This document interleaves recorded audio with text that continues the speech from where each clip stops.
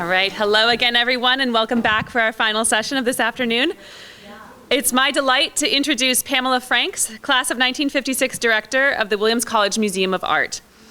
Frank's arrival in 2018 launched a period of active collaborative planning toward the museum's centennial in 2026 and beyond. She's dedicated her career to activating the unique potential of college and university art museums. Before joining Williams, she worked at the Yale University Art Gallery, where she was Senior Deputy Director, and the Seymour H. Knox Jr. Curator of Modern and Contemporary Art.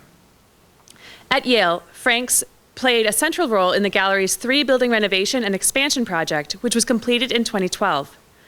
Previously, she worked as Curator of Public and Scholarly Programs at the Nasher Sculpture Center in Dallas during construction and through the museum's opening in 2003. Under Franks' leadership, WCMA published a 5-year strategic plan in 2020 and a DEIA plan in 2021. She also completed an in-depth space programming study for WCMA with Deborah Burke Partners in 2022, laying the groundwork for the construction of a new purpose-built museum, which is currently being designed by Soil and expected to open in 2027. And we are thrilled. Please join me in welcoming Pam Franks.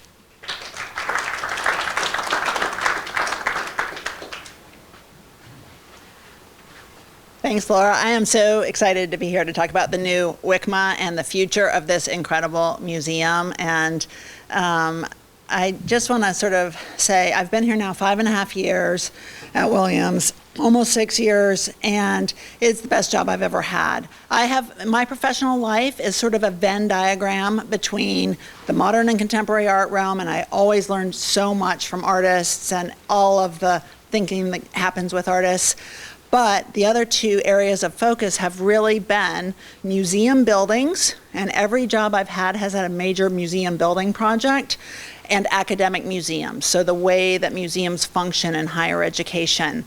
And, I think that the kind of opportunity here at Williams is unlike anything else anywhere. And I don't know if I would have said that from outside, but now that I'm inside, I wouldn't have not said it, but I just wouldn't have known until I got here. So that's kind of what I want to bring forward in this talk today. You heard perhaps Maud say earlier, or some of you did, that we just revealed the design for the new WCMA.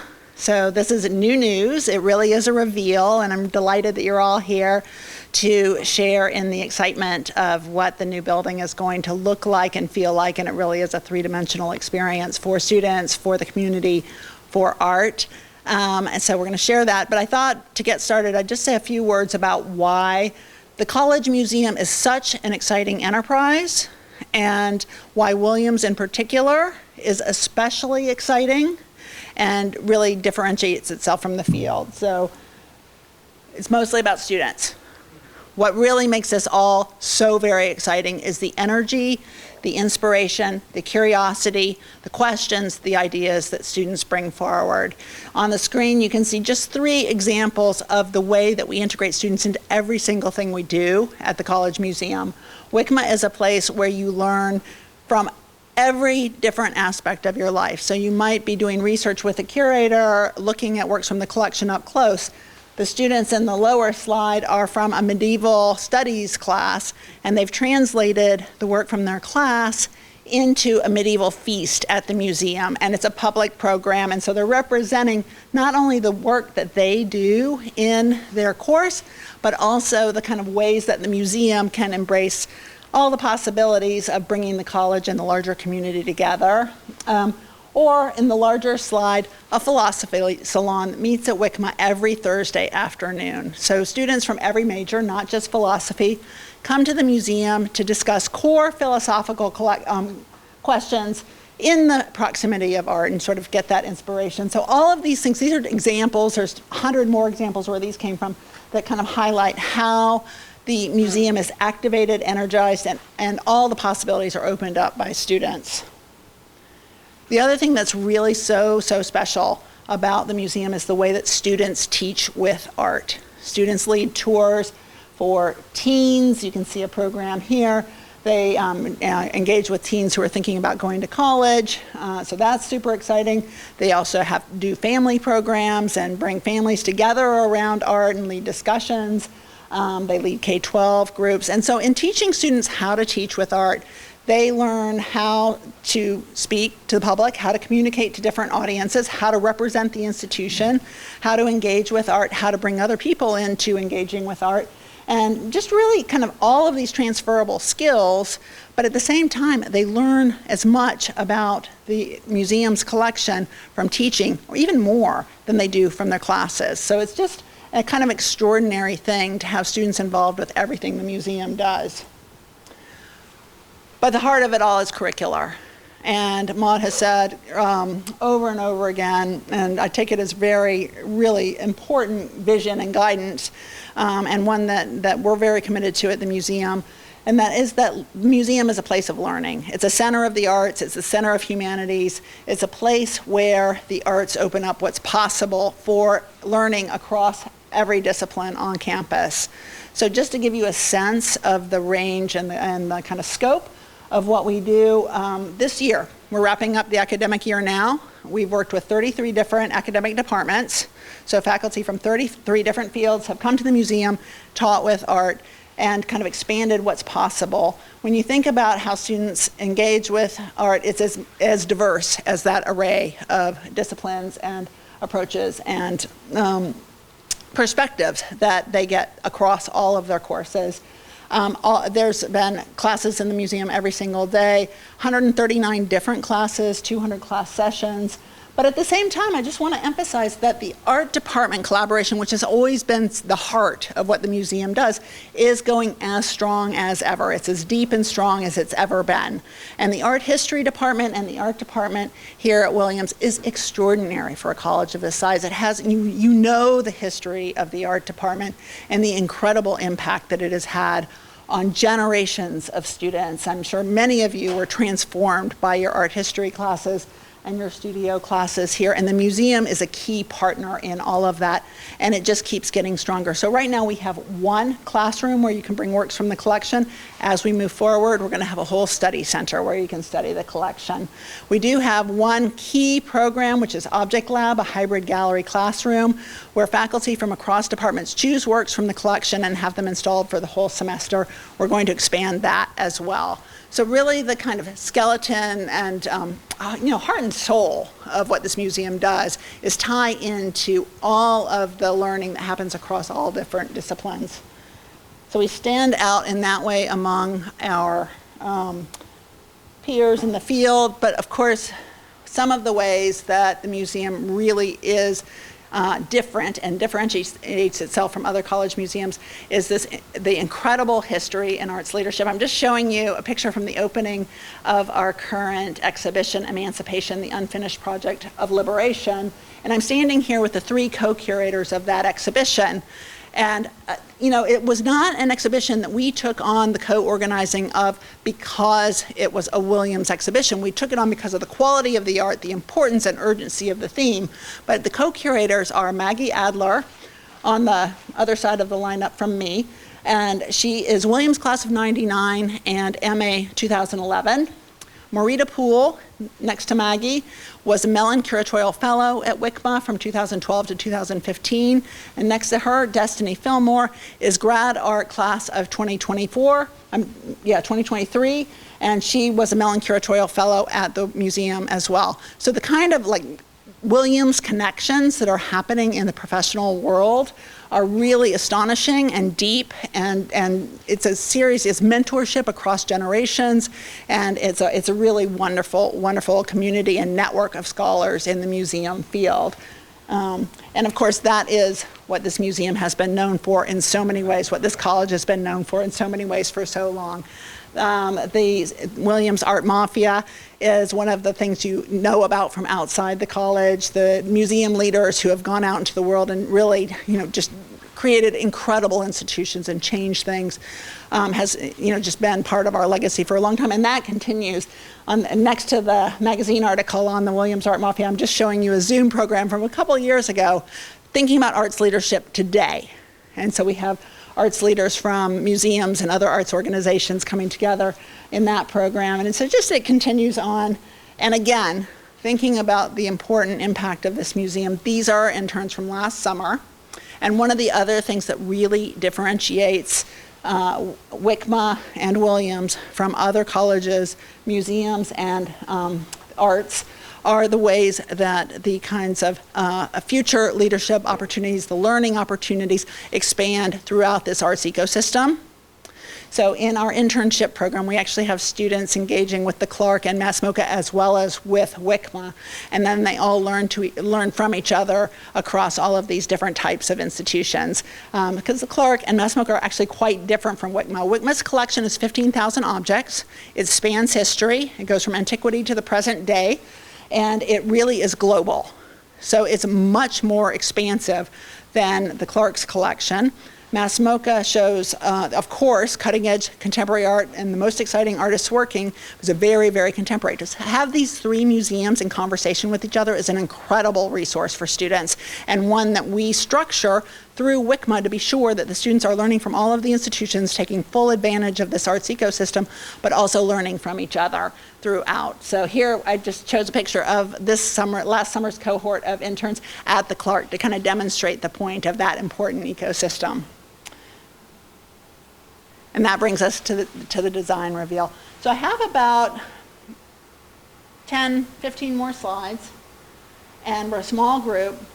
Some of you have seen some of these before in earlier iterations. Some of you it's probably completely new, but I do welcome questions along the way. I think it's super exciting to think about what the museum's going to be going forward, and I think we can have this be somewhat of a discussion. We can certainly have Q&A at the end as well, but if a slide really sparks a question for you, please don't hesitate to ask. So the new museum will be in a new location. It will be at the site of the former Williams Inn on the corner of Route 7 and Route 2. So this rendering is actually from the point of view of the Rotary. So imagine yourself standing in the middle of Field Park and looking north. This is the profile of the museum building that you'll see directly ahead of you. It has a curving, elegant roof that is sculptural and really resonates with the natural surrounds. It's a light, floating, open, welcoming building, deliberately so. We want everyone to feel that this is their museum, feel welcomed into it. It has moments of transparency where you see light within pulling you in.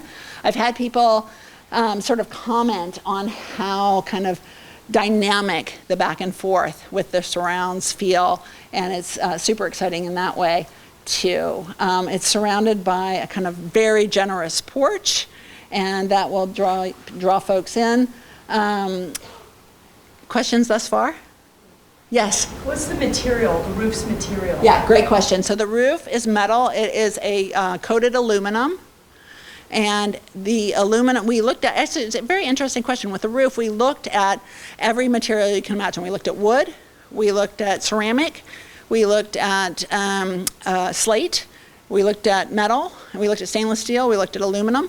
And to achieve this roof line, the metal is most effective. It also is a light feeling, it's a coated feeling. It's not particularly reflective. It's actually, it kind of does resonate with the time of day and the temperature and the season, but it's not a mirror-like effect. So it's that sort of ability to reach the form. The other important materials of this building, which you'll see in the future slides, are the fact that it's a mass timber building, which is really wonderful because the wood is warm and very engaging and feels very cozy and welcoming and light, but it's also very sustainable. Kind of carbon conscious masonry, which we'll see in other views as well, that gives it a really nice kind of earth tone feel, and a lot of glass to achieve the transparency. Then I would also say that the landscape becomes an extension of the material palette, and we'll see that in some of these slides as well.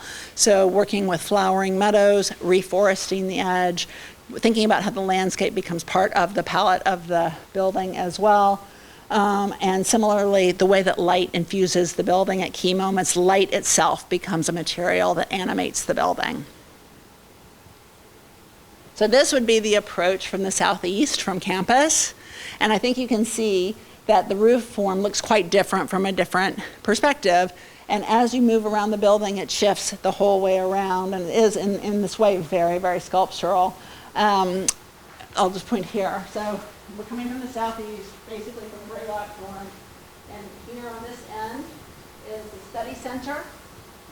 On the far end is a cafe, which is a huge ad. And then there's an office building with an office space or a kind of workspace where students and curators and faculty will all work together, lifting up on a kind of raised level. This whole building is on one ground floor, and you flow through the space. And then the storage and prep spaces are on the lower level, making use of the topography. And the collaborative workspaces are on a smaller footprint on a level above the public floor. This is landscaping in development. It's still being developed, but it is going to be a flowering meadow with a kind of mowed area along the pathway, so that to kind of ease the transition from the path to the meadow.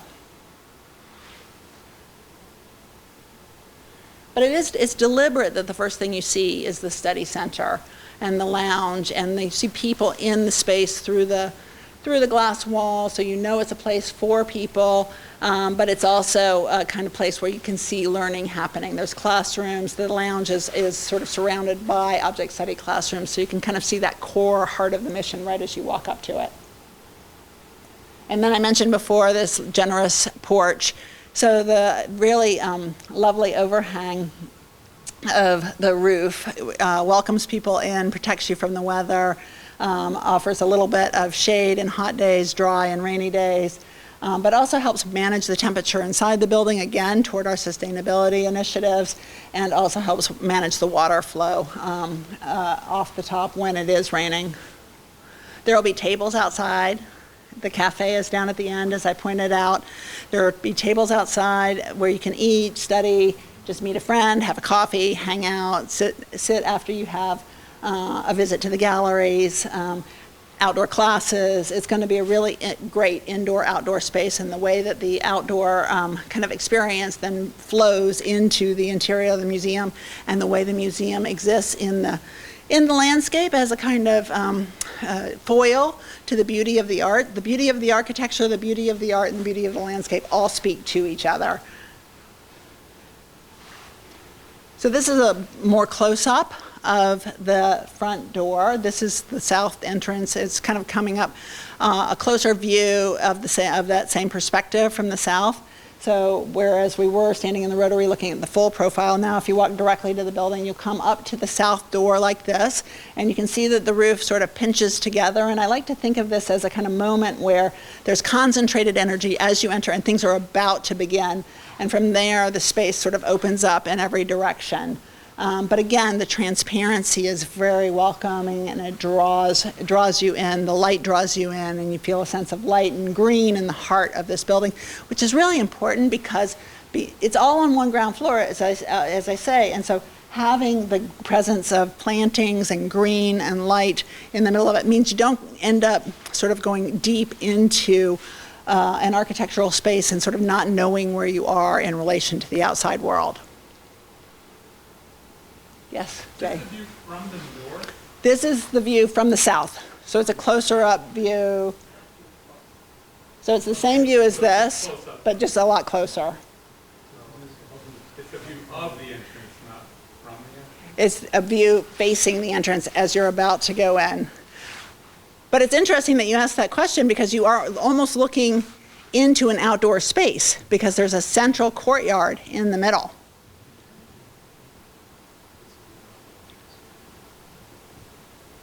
And there's another entrance on the west side, which is what you're seeing here.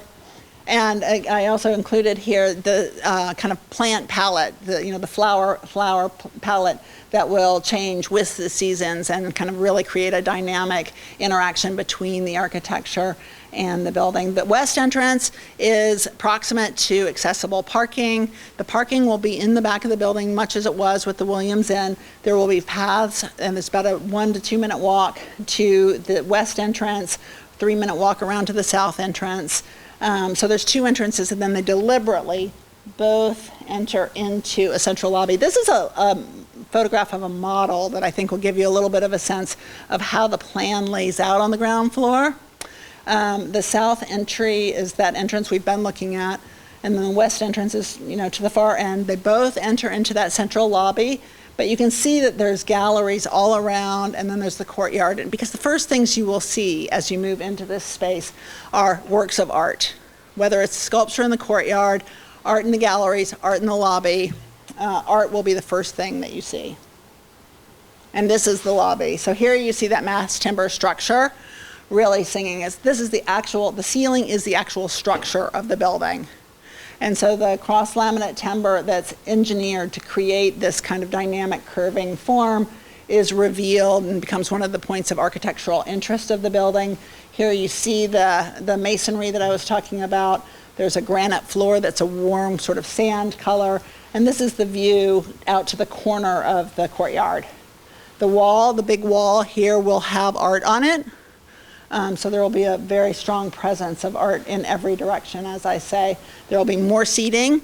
The cafe can spill out into the lobby so that there will be places to sit and enjoy your meal in the lobby as well as in the cafe proper and on the patio in nice weather.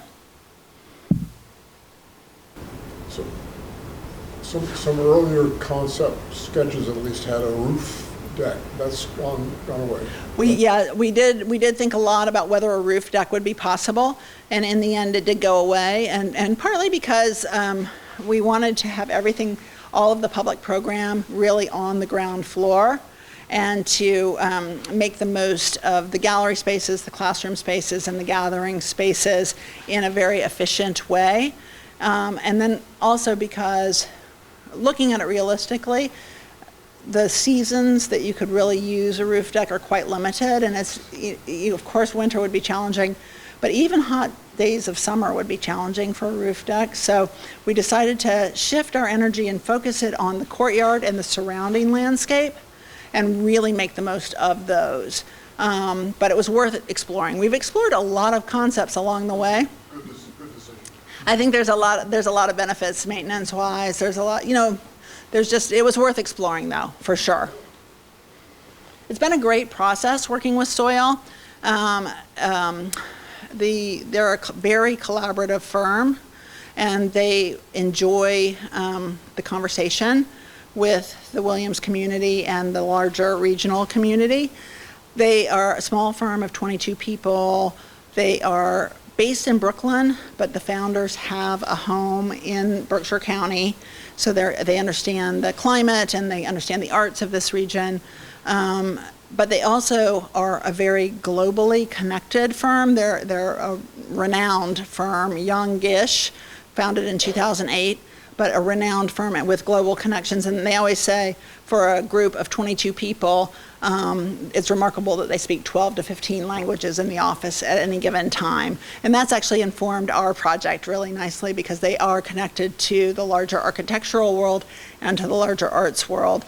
But at the same time, they're really interested in hearing what's going to make a difference for Williams and what we're aspiring to with this building. So again, this is another view of the lobby looking really head on to the courtyard, so you get a sense of that connection between indoors and outdoors. And we also just have some sort of pink placeholders in the courtyard now to give a sense that you can have sculpture in that space. And that's one of the ways that you see art first when you come into the building.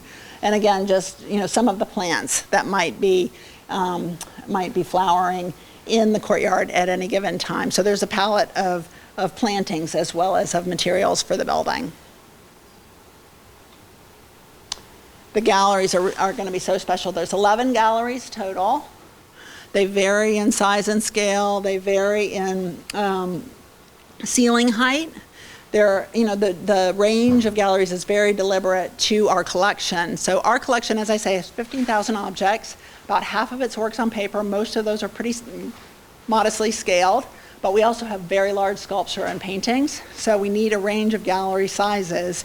So with these 11 galleries, we expect that we'll be able to show about twice as much of the collection than we're currently able to show. And really, I should just emphasize that everything about this project is about the accessibility of the collection. So teaching with the collection in classrooms, being able to display more of it. Some of the qualities of the galleries that I really love are the wood floors. At one point, they talked about concrete floors. Wood floors are really wonderful for spending time in the galleries. They're easy on the feet, but we also have a lot of collaborations with dance and theater, and we need to have the kinds of floors that can work for those collaborations too. So we'll have wood floors, and then also the wood ceilings with acoustic treatment. These are similar kind of panel treatment, and I think that really warms up the space and it'll make it very, very distinctive. There are many places across these 11 galleries. I'm just showing you a couple of examples here, but there's many places where you can see from inside the gallery a little peek of the outside world. So you always kind of have the opportunity to know where you are in relationship to outside. So you said, I mean, what percentage of the collection will be kind of Out and on view. Again, it depends if we have a lot of the smaller scale work or the larger scale work, but it's a small percentage at any given time in the galleries. So we might have 400 or 500 works on view, I would say max. So out of 15,000, it's not a huge percentage. The difference in a teaching museum from a standard city museum is that in the classrooms, you're constantly bringing art out for teaching. So there isn't really any work in our collection that's dormant. It's all kind of rotating all the time in the galleries, in the classrooms. It's very, very accessible. And one of the things as the collection has grown, actually since the last expansion of the museum space in Lawrence Hall, where we are now, that expansion was in 1986, and since 1986 the collection has doubled in size. And as it's increased in size, it's become less readily accessible because it's just had to be kind of stored more tightly, safely but tightly. So it kind of has diminished the accessibility. So one of the great boons of this project is that you can call up works from the collection and see them very, very readily. And we can rotate the galleries very quickly. So we're excited to show more of the collection. Another one, two of the galleries have skylights and tall windows like this. Another way that light comes into the galleries, and there's some art, particularly sculpture, that really looks best in natural light, so that's super exciting. And then one opportunity that we saw right away and wanted to really explore fully, and I think have come to a great design solution, are the spaces in between galleries. So as you're moving through the museum and you're looking and really thinking about what you're seeing, you know, there's moments where you can come into an in-between space where you can have a beautiful vista to the outside world. There will be comfortable furniture. You can sit and reflect on what you've been looking at. You could read, we can have catalogs about the art in these spaces. You can, read, you could talk to a friend about what you've seen. You can just sort of sit and daydream before you get up and go off to another gallery or whatever else you do in the museum. And thinking about how the museum is a place for everything that people do, sort of just reflecting on your thoughts, looking at art, being inspired, pursuing a question through research and inquiry, having a bite to eat, meeting a friend. We really wanted to think about this holistically so that there are many, many reasons to come to the museum. And we have examples of that happening now in Lawrence Hall in many ways, but what we don't have are research spaces. We don't actually have informal spaces where you could sit and have a conversation with a friend. We've carved out some in some galleries, but nothing like we're going to have. Certainly don't have a cafe. So if you get hungry, you have to leave the museum. So the kind of add that this project is going to bring for the holistic experience of the museum is super exciting in all those ways. I've been talking a lot about the study center. It really is the heart and soul of the museum, and it has a lounge at the center that really unites all of the classrooms. So we have 2 object study classrooms where you can call up works from the collection, and faculty from, again, every department will do that. We have another classroom, which is an entire new kind of way of looking at art, a digital humanities classroom in which advanced photographic technologies and data analysis methods are put to play on the collection for just to open up whole new ways of understanding the collection. And then there's a new research center where you can spend time looking at works from the collection and researching for a senior thesis or a scholarly article, or just preparing for class. So that'll be a huge add. So in all, we have 4 additional classrooms, or 4 classrooms as compared to 1, and a new study center, which is going to be an entirely new resource for us. And then I just wanted to emphasize that with the transparency, we have the chance for this space to really be, to kind of glow with a warm light on those winter evenings when it starts to get dark at 4 p.m. and really welcome people in for a program in the auditorium, or for after hours in the cafe, or for evening hours in the museum, whatever form it takes. And this is the west entrance, and I think you can see that, you know, it'll be a very welcoming place year-round in all sorts of ways.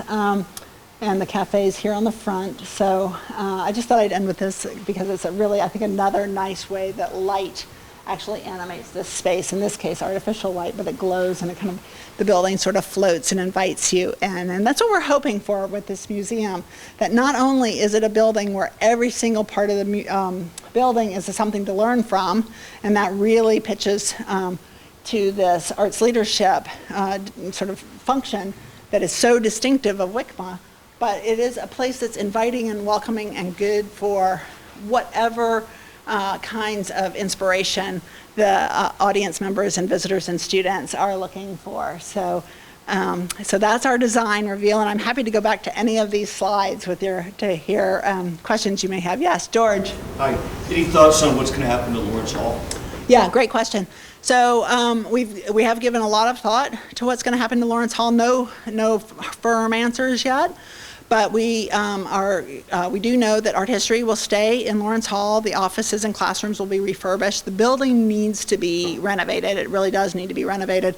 It's an extraordinary building and much beloved and so important historically. So the renovation that will, you know, repair the envelope of the building. We're going to do a space programming study starting probably in the fall, maybe in the spring, where we think about the uses of the space and how it can be another kind of addition to the arts on campus.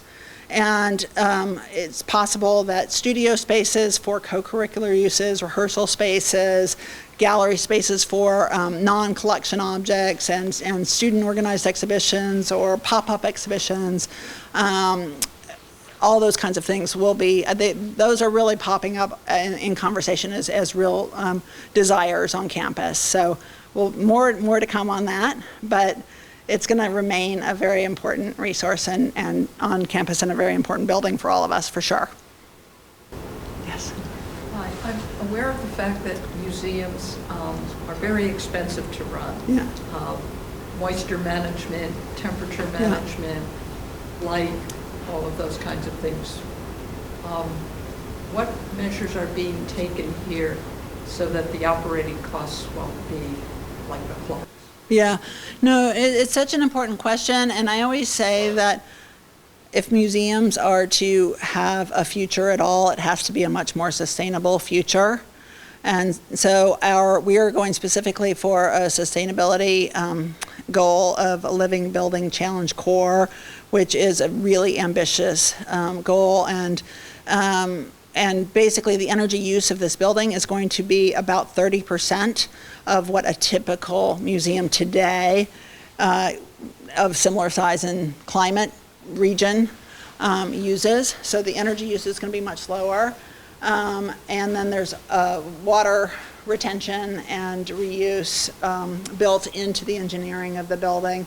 So on every level, we're thinking through, you know, the impact that we're having, but also, of course, the costs associated with that. So, so I think it's a great question. It's really important. It's especially important for the students who are going to go out, graduate, go out and be influencers in the museum world. They need to kind of know what a sustainable museum looks like, one thing about not having an envelope on Lawrence Hall is it's just the heat goes out faster than it stays in. So I think, all of those things are going to contribute to the operating costs being manageable. But we're paying very close attention to exactly what it's going to take. I will also just say that we worked really hard to right-size this museum. We're not building a lot of empty space for some future use.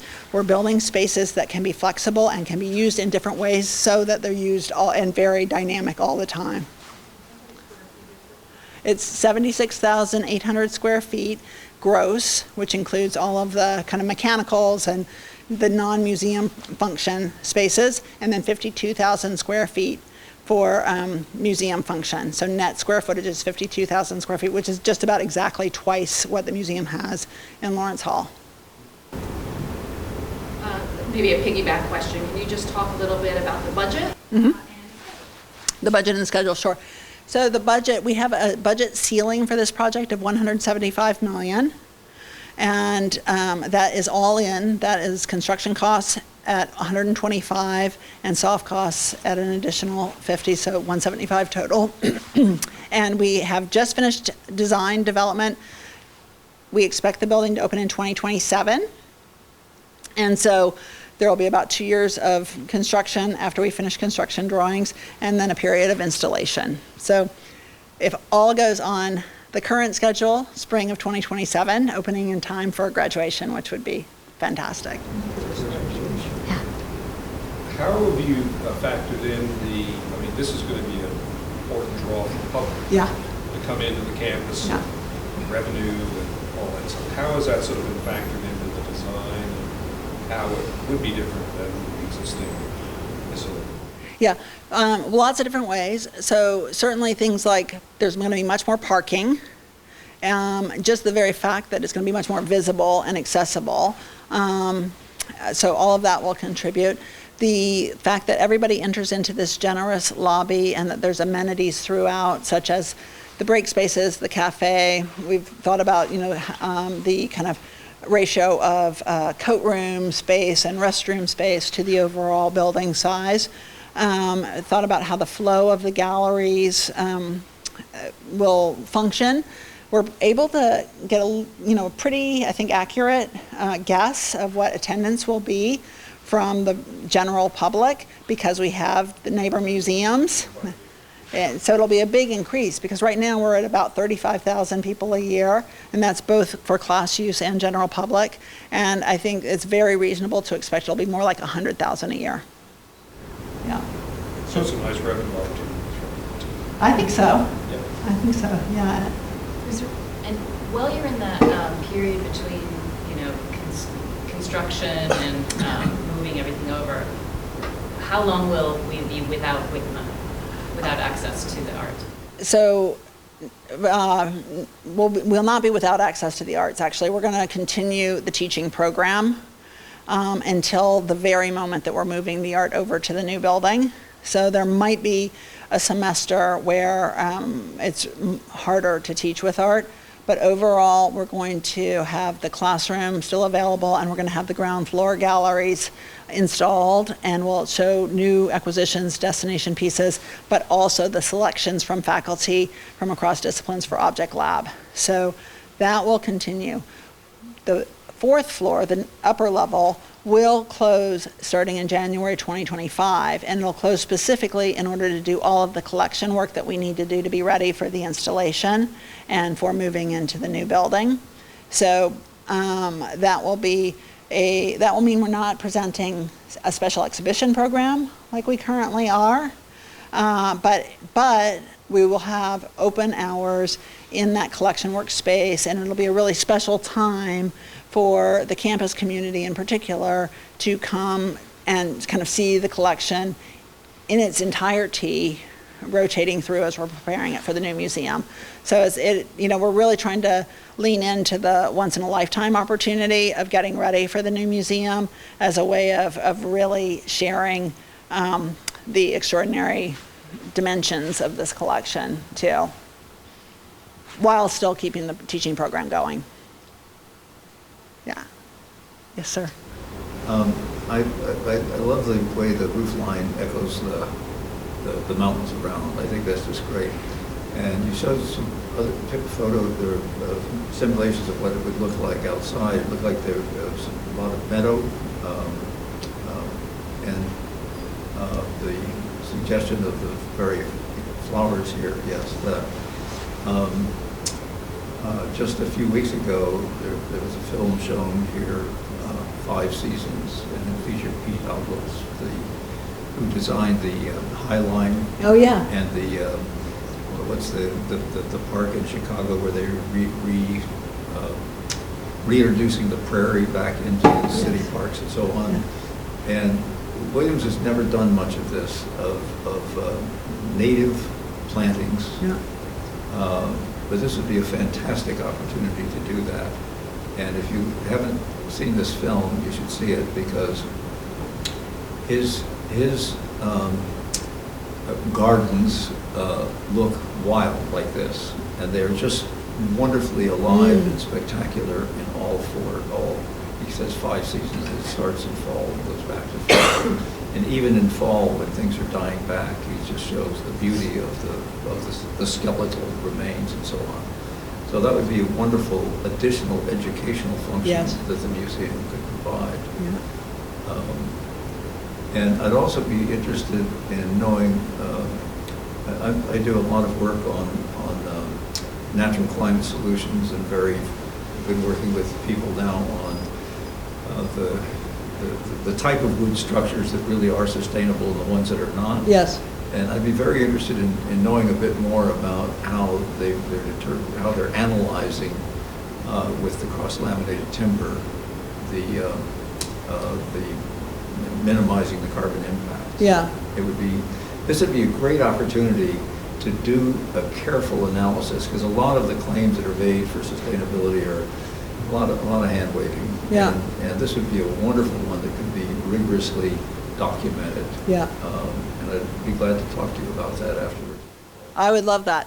The team we're working with a company called Nordique in Canada for the cross-laminate timber, and the team, not me, but the team of architects and construction folks from Williams and from the construction company did a trip, and that they grow the trees and harvest the trees and do the engineering, and the whole town is kind of built around this enterprise, this sort of soup to nuts enterprise, and they were incredibly inspired by that. And Nordique is actually really interested in this project and other, ambitious projects that they're working on as ways to kind of continue to grow themselves in their capabilities. So they've been a great partner, but I think making it part of the educational program is really key. So I would love to talk about that. The other thing I'll say, which maybe wasn't exactly what you were getting at, but it has been such a joy to work with the landscaping team here at Williams and to kind of understand their experience and all the kind of things that they're thinking about in their working lives, for sure, and practical concerns as well. But the idea that this site will be a landscape that is very special and something that we can all be proud of together and can bring students in a learning way is it's just great that it's exciting for across all of these different functions. Yeah. Yeah, thank you. To dovetail on his question, is there a landscape architect did the architects incorporate the landscape design? I mean, are they the plants and what? Yeah, I should have actually said that. Reed Hildebrand is doing our landscape design, and they know this region well. They did the landscape design for the Clark and Tourists Hotel, and they actually did a campus landscape study about 5-6 years ago. So they've got a base to build on there. They're brilliant. They're based in Boston and New Haven. And they've been an integral part from day one. So one of the things that was really, because of the site and because of the commitment to the relationship between the building and the land and the landscape, the landscaping has been kind of integral from the very, very start. and the kind of way that architecture, nature, and art are all in dialogue with each other as part of the aesthetic impact of this building is so central to the concept, and not something that could be sort of, the landscaping can't be applied at the end. So it's very, very integrated. Very exciting. I enjoy at WCMA the kind of the museum-specific art or the site-specific art, Yes. the bourgeois eyes, of course, but also the solid wall. Yeah. Will there be any museum-specific art or Yeah. part of the budget even for that sort of thing? Yeah, Inside or outside? Yeah, so it's a really great question. So we're thinking about that as we speak. So here's what we're thinking. Inside, some of those large walls in the lobby space lend themselves to a commission, something very specific to Williams and WCMA and what we care about, and kind of really emblematizing creativity and how it generates innovative thinking for the future. So we're thinking about those indoor spaces. We're also thinking about sculpture outdoors and what kinds of commissions or rotating program of sculpture we might place outdoors, so that again, sculpture sort of signals this is a place of art. And we were talking earlier about Jenny Holzer's table, and that piece is such an inspiration to me because the way that it's used and that people sit at it has there's a lot of art out there that's more interactive and outdoors, and people do sit on. There's a wonderful Hank Willis Thomas sculpture that's meant to be outdoors, and it's edition, so you've probably seen them out and about. It's basically a thought bubble, and you can sit on it. It's a colorful thought bubble. It's clearly art. It's formally really engaging, but it symbolizes so much of what we're about, right? And it's welcoming because it's a kind of seating. We've not made the decision to have that particular piece, but both the Holzer table and that kind of stimulates that thinking, and it's going to be really, really important. I also do think a lot about the plantings and the kind of getting in and out of the site, and that makes me lean a little more toward signature pieces that stay. And that has been such a great thing about the Louise Bourgeois eyes. They are recognizable, they're beloved, they're there. They are staying there at Lawrence Hall, I should say. The landscaping is specific to it. They're staying there. And people recognize them, and they draw you in. And I think, whatever the counterpart here is going to be, we'll do the same. Good. You said half your collection are works on paper? Yes. They tend to be sensitive to light. Yes. So what's your thinking about how those are going to be displayed? Yes. So the sample gallery renderings that I showed did emphasize light and openings to the outside world, but there are also several galleries that are scaled for works on paper and are protected from light. So I think, and we of course will rotate those works on paper regularly. So we're definitely committed to preserving the works on paper. And often works on paper are used in the study center. They're really the most frequent medium. Prints, drawings, and photographs are the most frequent mediums used for teaching in the classrooms because they're readily movable, and you can look at quite a few in a class session. So. Okay, thanks. Yes. Does the digital art world have an influence for what you're doing in the museum? Yes, yeah. No, thank you very much for asking that. So in 3 of the galleries, we have audiovisual capability at the highest level, and sometimes it'll be sound art, sometimes it'll be video, sometimes it'll be more fully immersive, and then that in combination with the digital humanities classroom, where the creation of digital interpretations of art is actually happening in the context of student research and classes, I think is going to be a wonderful synergy back and forth. Yeah. One more? Yeah. I really loved what you said about the fact that this is a teaching museum, which makes it different from any other museum, especially the ones down the street. And given that you're all in a situation now, which is a very interesting one, where you're going into construction documentation and also doing fundraising, which means the design is in a way getting cooked to a more refined level. I would love to see that inevitably there's going to most likely be some kind of value engineering at some point, which happens anywhere. And the building is coming in at like over $2,000 a square foot, which is a quite high number. I would just want to say that as you do come to those critical junctions and you have to make those decisions, that the teaching museum aspect is kept as the central piece, because I think that is so precious to the story and the experience of the museum. Yeah, we couldn't agree more. And one of the things that's so special about this design and about working with this team is that the program for the teaching museum and the commitment to ensuring that every part of this project is about learning and access to the collection and the kinds of transformative experiences that can happen. So we are already doing value engineering. We've done one round when we went from concept to schematic design. We're doing another now at the end of design development, heading into construction drawings. So you're absolutely right. We'll continue this process, very iterative. But everybody is committed to not cutting program, because the program is very specifically designed for the teaching mission. And so there are places we're discovering between the construction company and the design team where we're able to really find those savings, but it's not at all. I'm with you, basically, is what I'm saying. Yeah. All right. Well, thank you.